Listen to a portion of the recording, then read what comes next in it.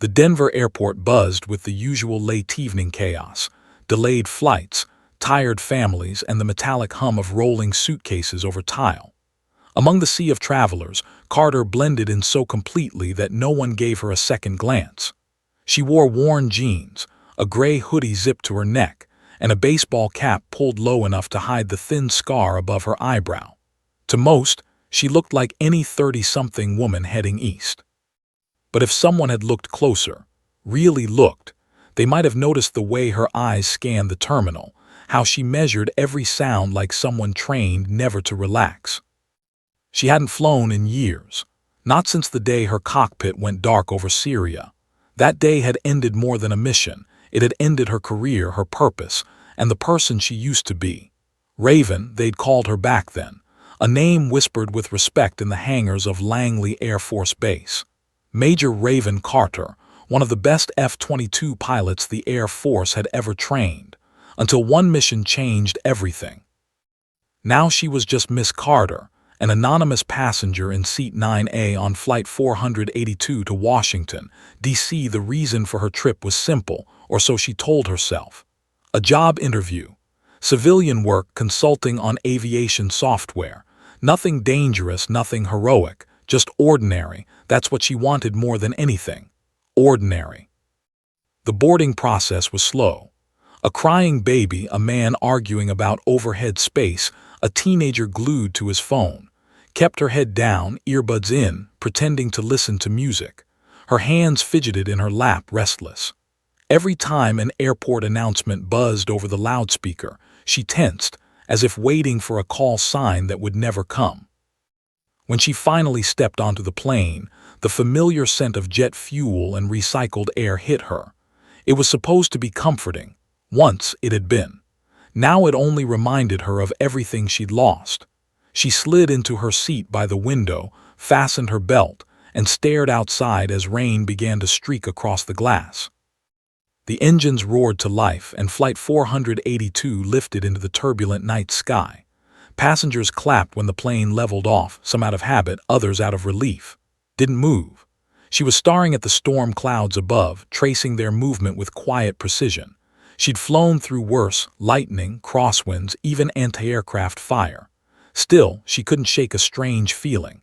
Something about the way the plane banked east felt off. The captain's voice crackled through the intercom. "Ladies, we'll be cruising at 34,000 feet. Weather looks rough ahead, so please remain seated." Closed her eyes and tried to steady her breathing. Her therapist had told her that civilian life meant letting go of the instinct to analyze every sound, every movement. But that instinct had saved her life more times than she could count. She wasn't sure she knew how to turn it off. Outside, lightning illuminated the clouds in flashes of silver. For a split second, saw something, two thin contrails slicing across the upper atmosphere. Too straight, too sharp. She leaned closer to the window, eyes narrowing. Commercial jets didn't fly that pattern. Those were fighter signatures, fast, disciplined, military. Her pulse quickened. "No way," she whispered, but deep down she knew. Above them, two F-22 Raptors had launched out of Langley Air Force Base minutes ago. NORAD had flagged Flight 482's transponder signal as erratic, possibly spoofed. Standard intercept protocol. Two fighters scramble, identify the aircraft visually, and ensure it's no threat. It was routine, mechanical. But what wasn't routine was who they were about to find. Sat back, forcing her breathing steady. The last time she'd heard the engines of an F-22 this close, she'd been inside one, not below it. She remembered the vibration in her bones, the rush of air, the feel of control thrumming through her fingertips. She told herself she'd never miss it. She'd been wrong. The turbulence worsened. A baby cried somewhere behind her, a flight attendant stumbled in the aisle, and passengers murmured nervously. But focus stayed outside. The contrails were closer now, shimmering streaks of silver under the moonlight. And then she saw it. A flicker of light, a double flash, faint but deliberate, her breath caught. That was no random reflection. That was a formation signal. The kind only Air Force pilots used. Her mind raced. Only a handful of squadrons used that particular signal pattern. One of them was hers. "Can't be," she whispered, her voice barely audible over the drone of the engines. But she couldn't look away. The sky outside her window wasn't empty anymore. Two Raptors were closing in fast, slicing through the night. And deep down, Carter, once known as Raven, knew that whatever peace she'd been searching for on this flight was already gone. The sky had found her again. At Langley Air Force Base, the red alert had come without warning. A radar technician squinted at the screen as a single blip flickered across the East Coast corridor. The transponder code was inconsistent, sometimes transmitting as Flight 482, sometimes not at all. NORAD didn't take chances. Within minutes, alarms wailed through the hangars.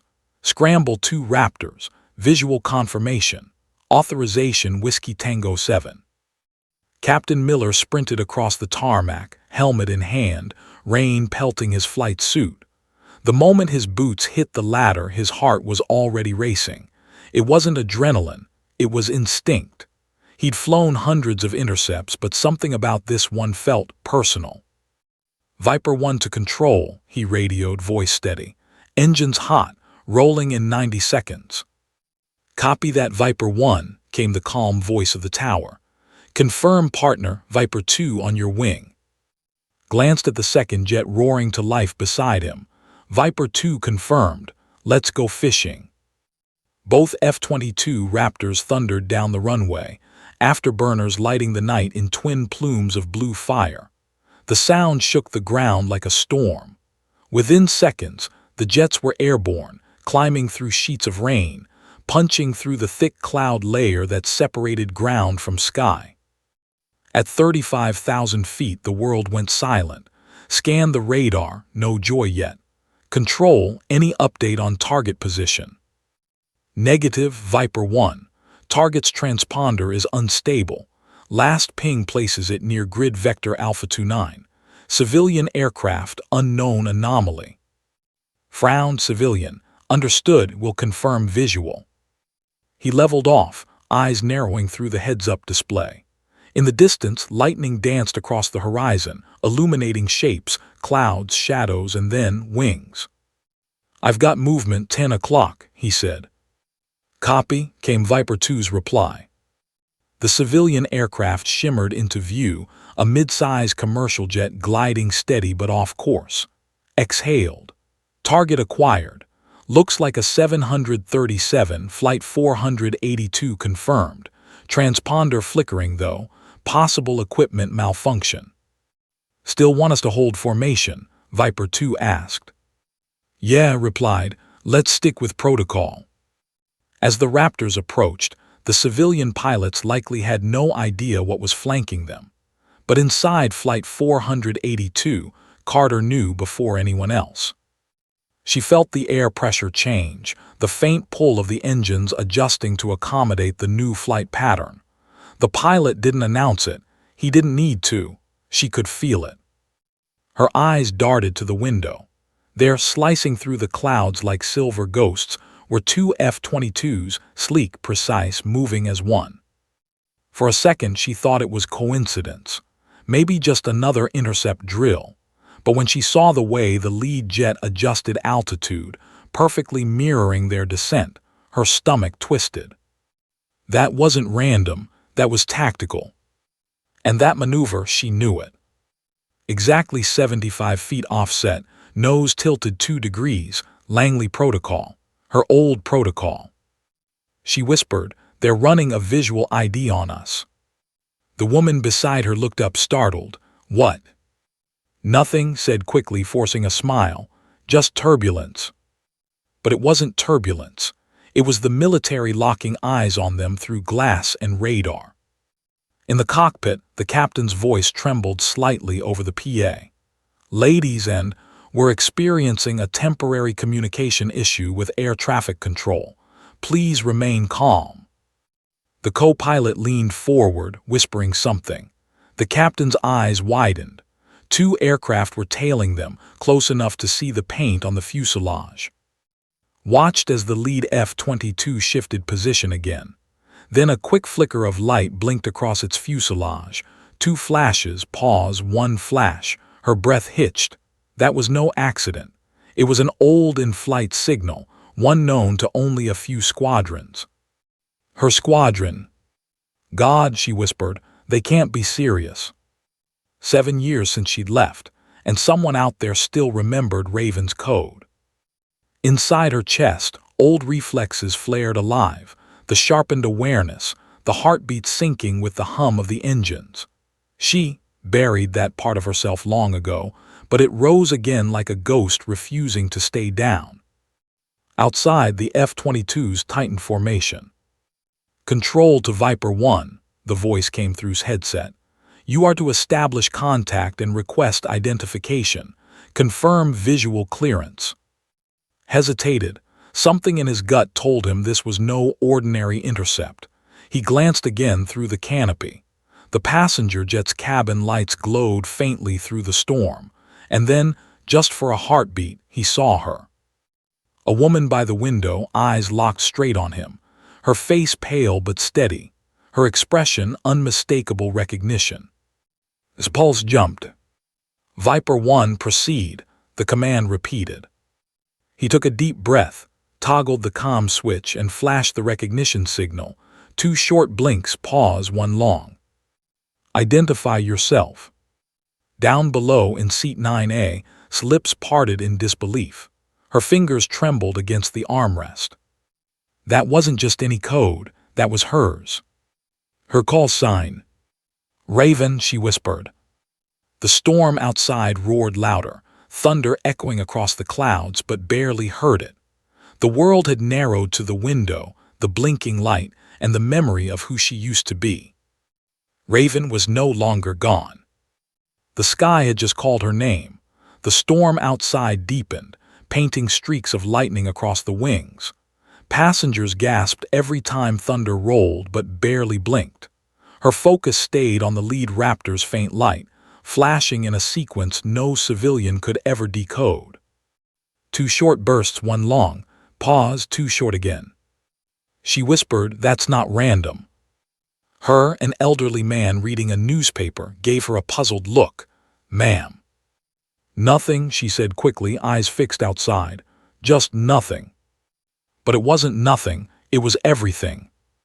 That code, those flashes, belonged to Black Talon Squadron, the covert Air Force group she'd once led under a veil of total secrecy. The fact it was being used now meant only one thing: someone up there knew she was on board. The captain's voice cracked through the intercom, tension seeping through the professional calm. "Ladies and, this is your captain speaking. We're being asked to maintain altitude while military aircraft perform a visual check. Nothing to worry about." The word military sent a ripple through the cabin. Nervous murmurs rose, children pressed their faces to the windows, and someone muttered, "Are we in danger?" Unbuckled her. Her pulse was racing, not from fear, but from recognition. She knew exactly how these intercepts went, and she also knew something was off. They were flying too close for a routine ID. This wasn't just about a transponder glitch. The lead F-22 adjusted its position again, banking left, then right, almost dancing through the turbulence. Another flash, a pause, and then 3 blinks. That wasn't that was personal. 3 blinks meant, confirm identity. It was a signal only 2 people had ever used between each other. Her and Captain Miller. Swallowed hard.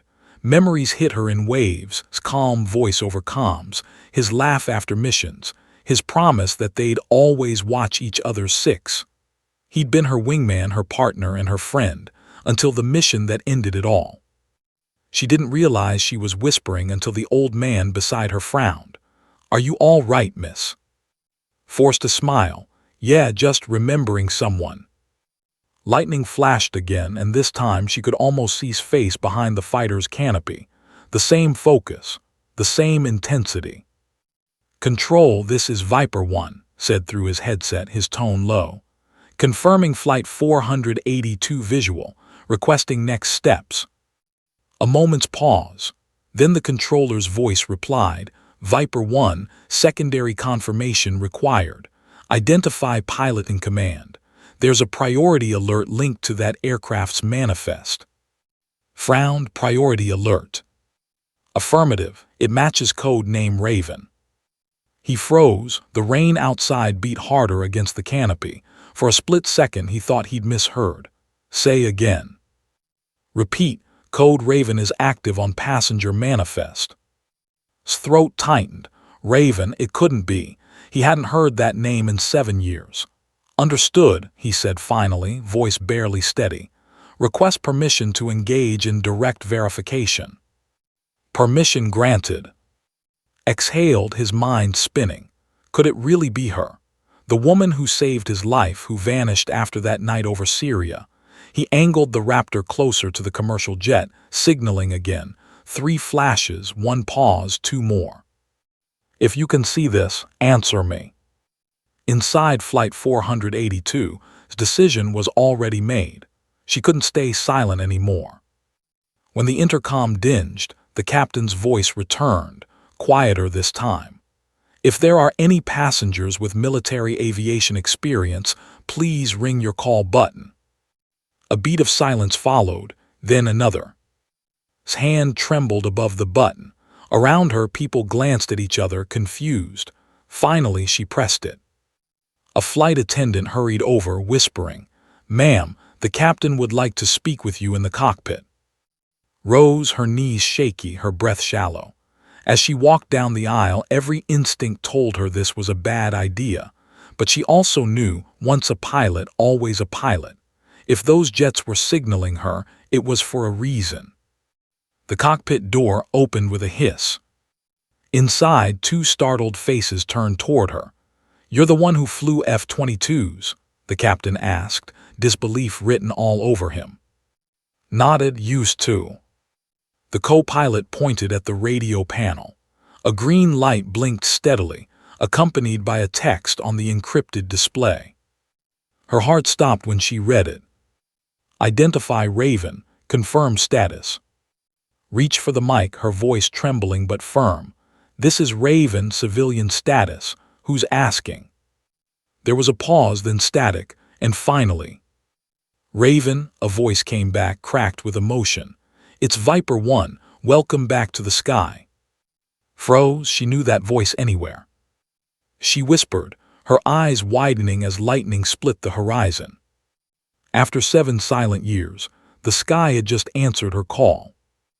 And it wasn't done with her yet. For a moment the cockpit went silent except for the steady hum of the engines.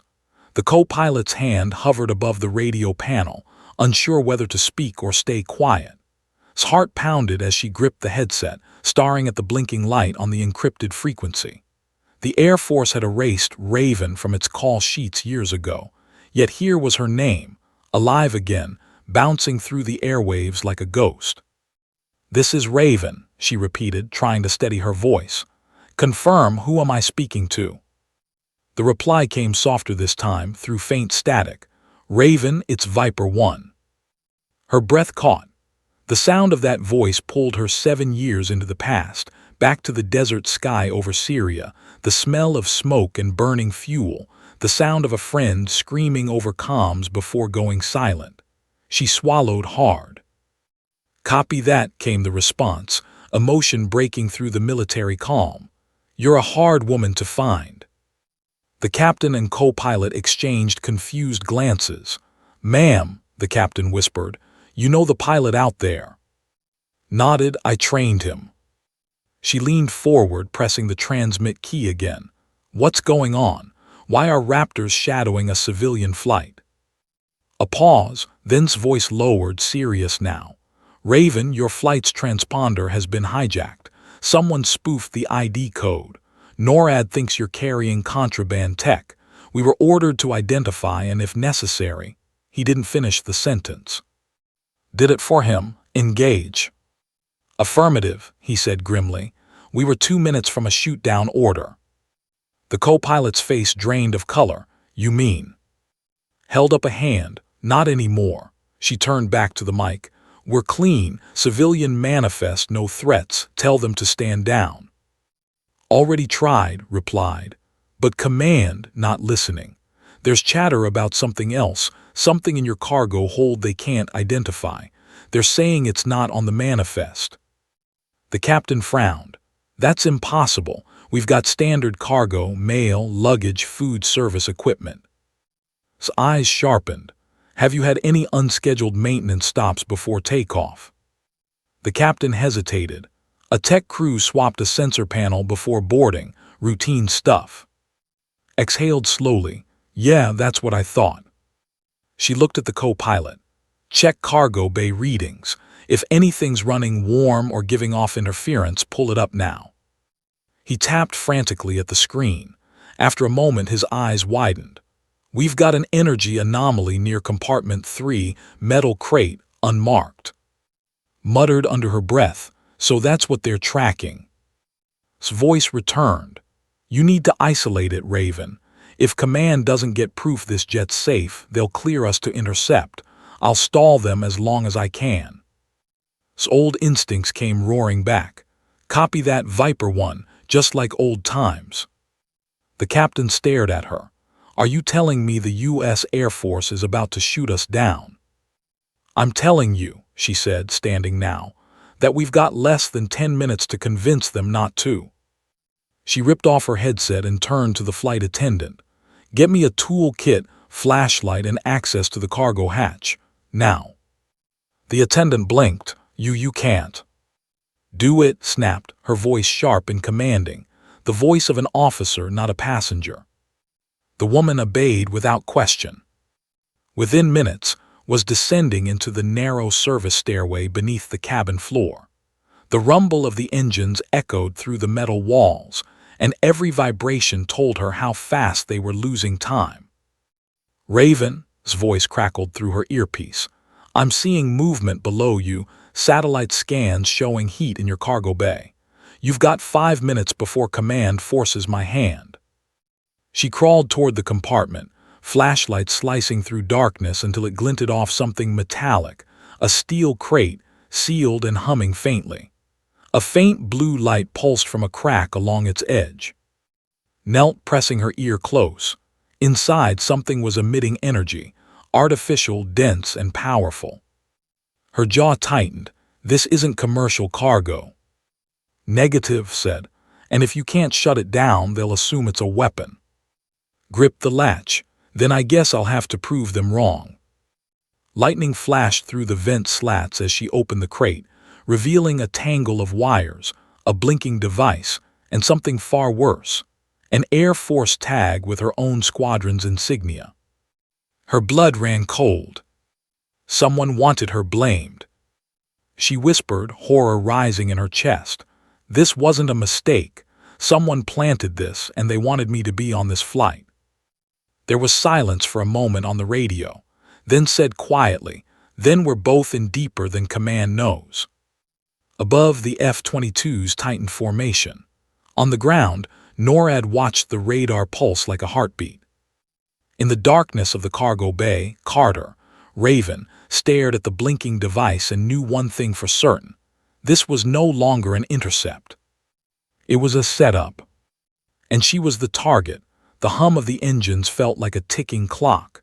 Hands trembled slightly as she held her flashlight over the crate. The blinking blue light now pulsed faster, matching the rhythm of her heartbeat. A warning signal. Whatever this was, it was active and accelerating. She leaned closer, her breath fogging against the cold metal surface. The device looked improvised but not crude. Military precision. Someone with clearance had built it. Inside, fiber wires fed into a small core lined with thermal shielding. One wrong move and it could destabilize. She whispered into her comms, I found the source. It's got a power core. Definitely military-grade tech, possibly an old sensor disruptor, but someone modified it. Modified how? She glanced around. It's piggybacking on the plane's comms grid. Whoever planted it wanted to jam radar readings. That's why NORAD systems thought we were carrying an unknown object. Which means, said grimly, someone wanted this plane to look like a threat. Exactly. Took a slow breath. If I can reroute the power feed, I can shut it down without triggering the fail-safe. That's a big if, Raven. She smiled faintly despite the sweat on her forehead. Since when did I play it safe? The co-pilot's voice broke through her headset. Ms. Carter, Raven, we've got less than 5 minutes before they request final clearance to engage. 2 Raptors just moved to weapons range. Copy that, she said, sliding her fingers into the wiring cluster. I'll need every second. The blue light pulsed again, brighter now, like an angry heartbeat. Training took over, breath steady, mind calm. She defused warheads before under worse conditions, but the stakes here were higher. There were 212 lives on board, and the person trying to frame her was somewhere in the shadows, watching it unfold. She traced the main circuit. Power's coming from an auxiliary relay. If I break it too fast, we'll lose avionics for 5 seconds. Do it, the captain said over comms. 5 seconds we can live with, a missile strike we can't. Understood. She wedged a flat tool under the primary lead and took one last breath. When I say go, tell your wingman to hold fire, no matter what readings they get. Roger that. All right, 3-2-1 cutting power. A spark burst in the darkness. The crate went dark for half a second, then flared violently, sending a shockwave through the compartment. Was thrown back against the wall, pain slicing through her shoulder. Smoke hissed from the panel, but the hum of the engines continued above.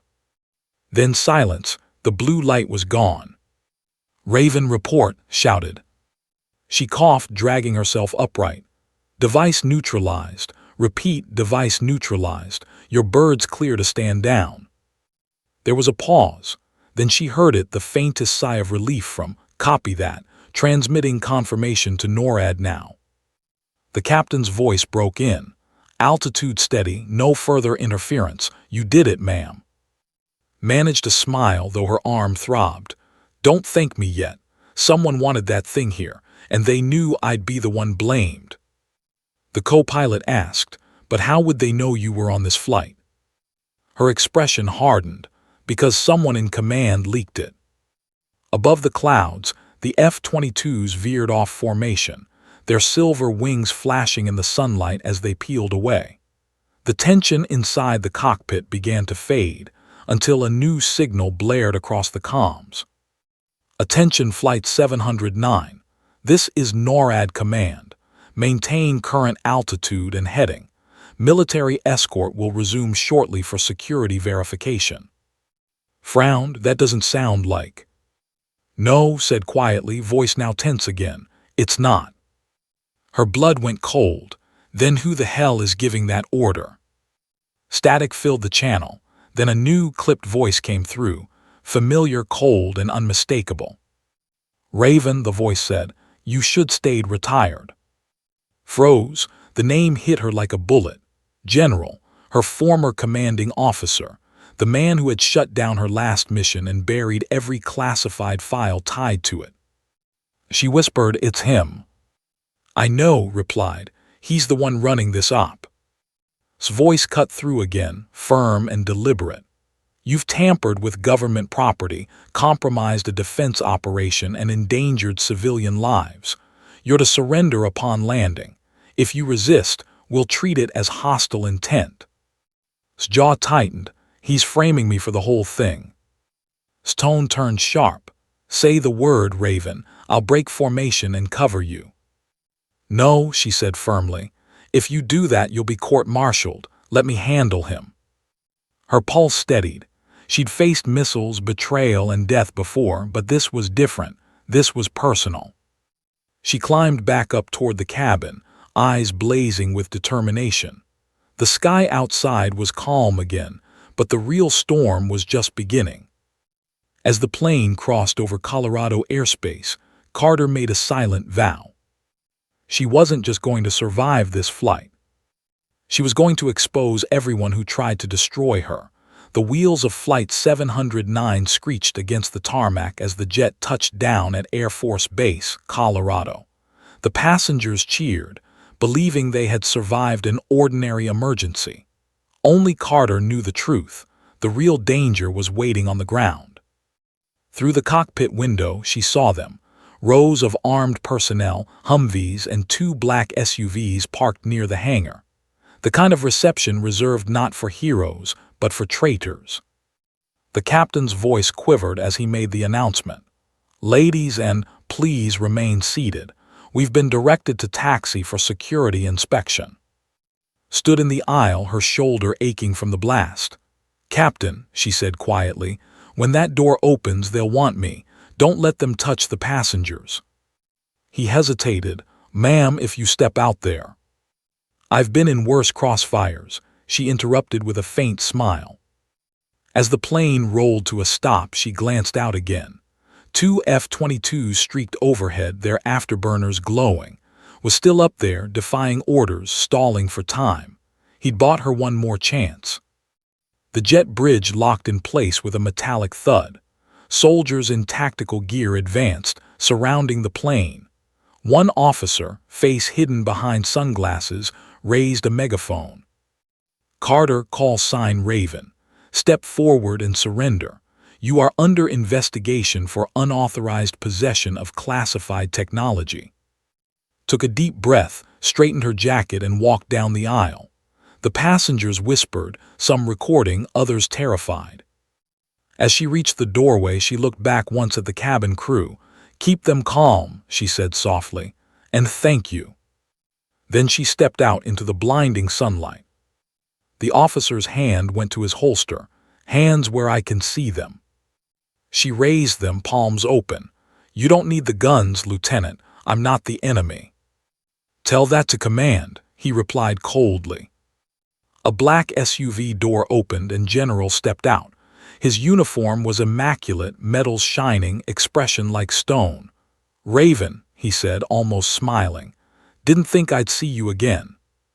"Wish I could say the same," she shot back.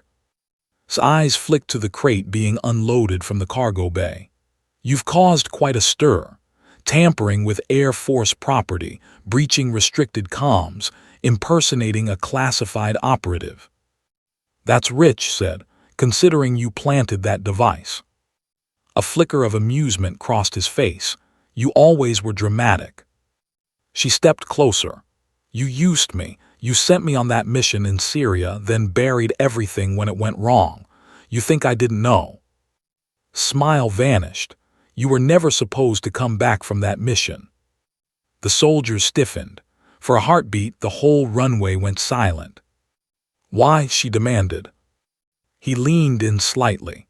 "Because you found something you weren't supposed to, intel about our own weapons testing in civilian zones. The device on this plane, it's part of that program. You were the loose end I couldn't afford." Before could respond, the distant roar of engines filled the air. A single F-22 swept low overhead, plane. The soldiers ducked as dust swirled around them. Through her earpiece, voice came sharp. "Raven, I'm reading elevated thermal readings from your location. They've got backup inbound. You need to move, now." His eyes darted upward. "He's violating direct orders." Smirked. "Guess loyalty still means something to someone." Signaled the guards, "Take her." 2 soldiers advanced, rifles raised. Moved before they could react, grabbing one's wrist, twisting sharply, disarming him in a single motion. She swung the rifle up but didn't fire. "You'll have to do better than that." Chaos erupted. Jet banked hard, dropping a flare that exploded above the runway, not as a weapon, but as a blinding distraction. Bolted toward the service hangar. Bullets pinged against the metal as she dove behind a maintenance truck. "Raven," shouted, "north side, there's a refueling tunnel. I can keep them off you for 90 seconds. "Copy," she said, sprinting through the smoke. Her lungs burned, but adrenaline kept her moving.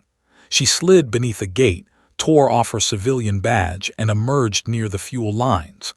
The base sirens blared now, voices shouting over radios. Behind her's voice echoed through a loudspeaker. "You can't hide, Raven. Every camera on this base is tracking you. It's over." Ducked behind a tanker, catching her breath. "You're wrong, General," she muttered. "It's just beginning." She spotted an unmarked Jeep, keys still in the ignition, probably left by an engineer during the alert. She jumped in, turned the key, and the engine roared to life. Overhead, F-22 tilted its wings in silent salute before veering off into the clouds. Pressed her foot to the accelerator, tires screeching as she sped off the base perimeter. Behind her, sirens wailed. Ahead, the open Colorado highway stretched into the horizon. She was free for now, but she knew the fight had just escalated from survival to justice. Somewhere out there's files were hidden, the proof of everything.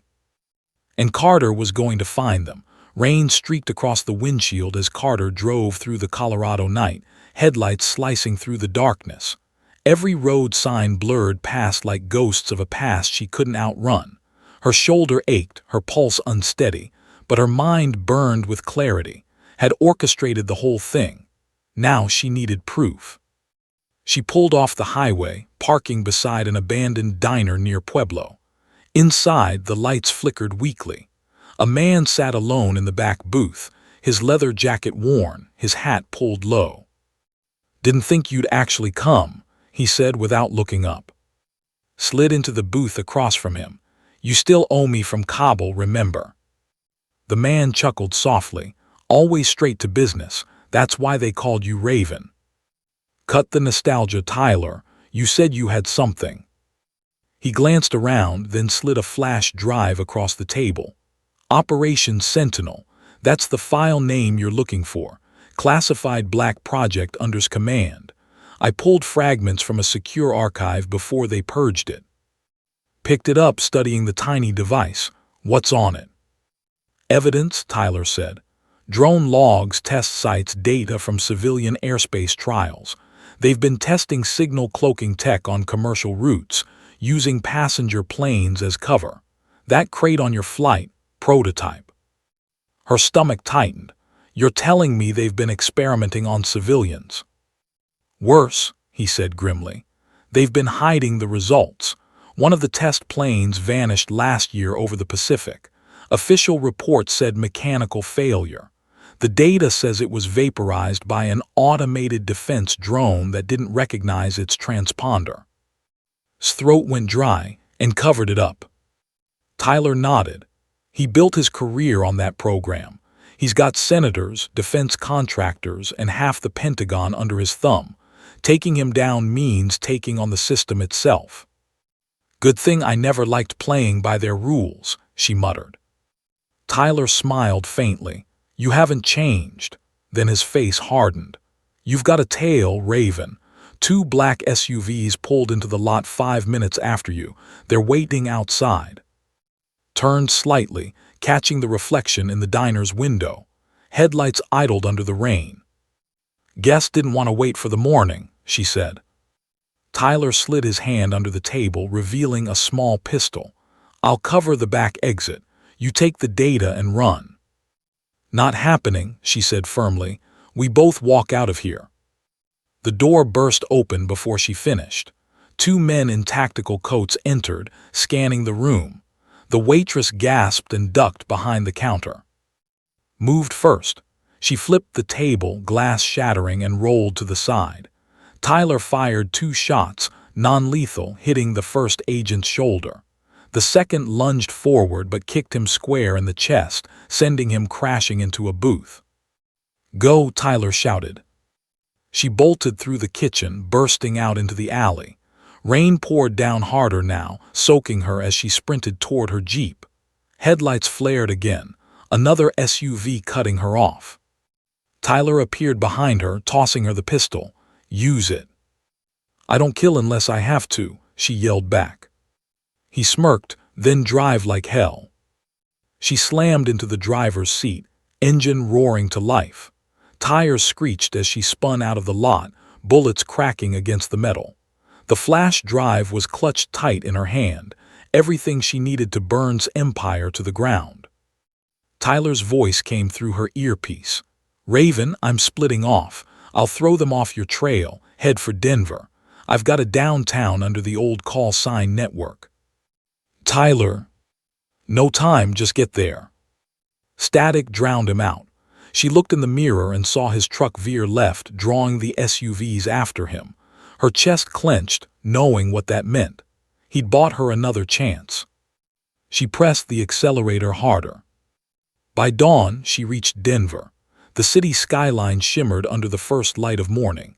She parked in an underground lot and checked the flash drive again. One crack, and its contents would erase forever. She found the old network terminal Tyler had mentioned, a dusty computer buried behind a false wall in a forgotten warehouse. When she plugged the drive in, the screen came alive with encrypted files and video logs.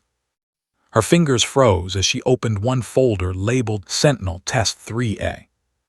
A video loaded grainy footage from inside a cockpit.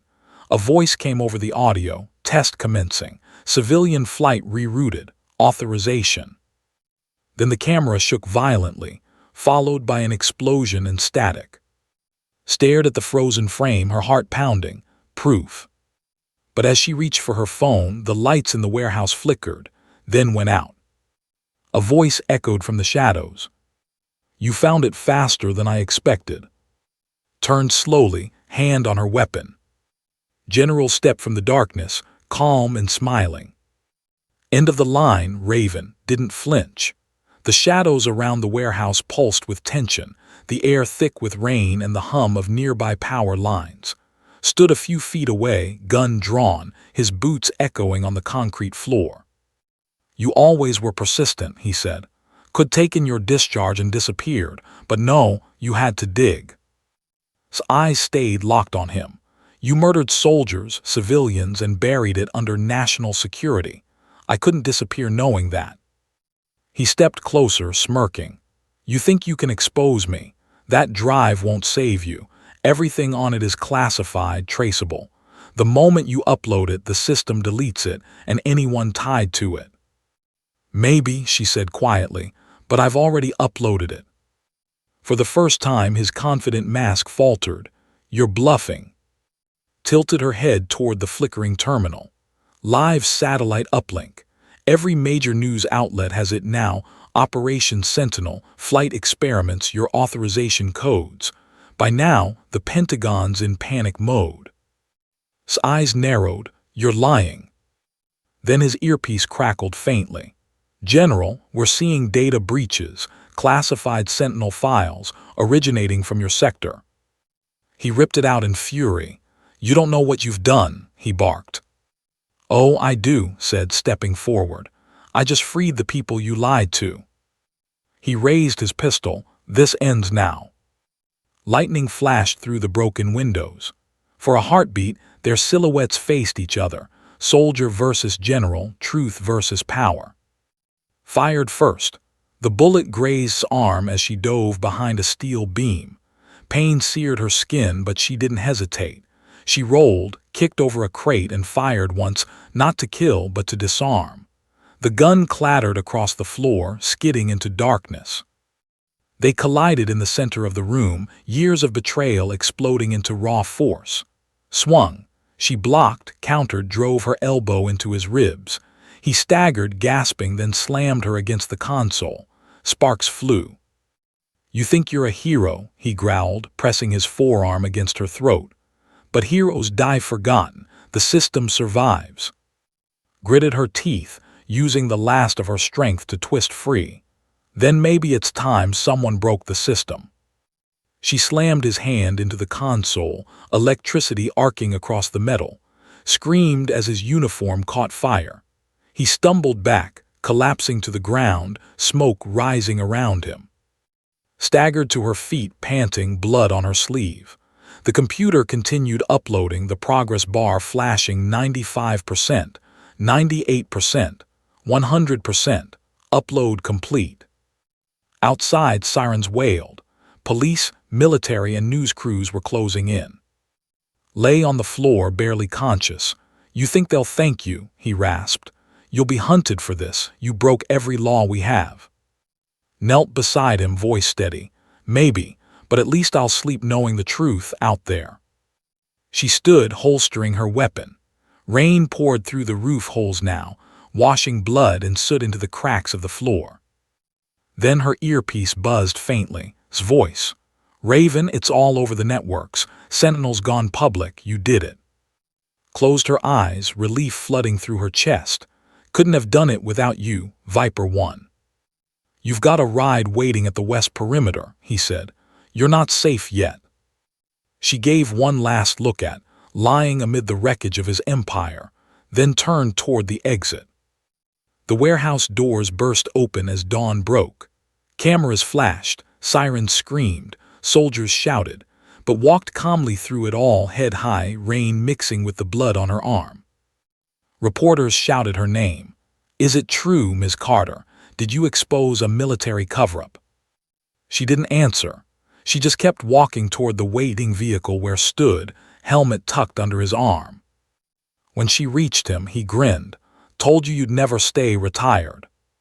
She smiled faintly. "Guess I'm not built for quiet skis." As they drove away, the radio crackled with breaking news. The Pentagon confirms multiple arrests following the exposure of Operation Sentinel. Looked out at the horizon, the morning sun breaking through the storm. "Raven to Viper 1, she said softly, as if speaking to the sky. "Mission complete." Glanced over, "What now?"